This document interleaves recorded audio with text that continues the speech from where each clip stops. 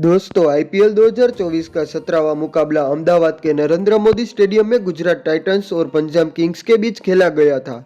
इस मुकाबले में पंजाब किंग्स ने गुजरात टाइटंस को 3 विकेट से हराया। गुजरात टाइटंस ने पहले बल्लेबाजी करते हुए 20 ओवरों में 4 विकेट गंवाकर 199 रन बनाए।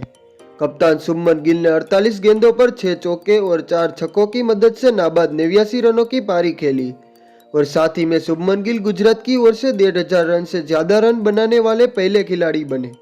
200 रनों का लक्ष्य का पीछा करने उतरी पंजाब किंग्स को अच्छी शुरुआत नहीं मिली, लेकिन शशांक सिंह ने 29 गेंदों पर 6 चौके और 4 छक्कों की मदद से नाबाद 61 रनों की पारी खेलकर पंजाब किंग्स को जीत दिलाई। पंजाब किंग्स की आईपीएल में मौजूदा सीजन में 4 मैचों में यह दूसरी जीत है। पंजाब किंग्स ने गुजरात टाइटंस के होम ग्राउंड में गुजरात को 3 विकेट से हराया। क्रिकेट की सभी खबरों के लिए चैनल को सब्सक्राइब करें। जय हिंद, जय भारत।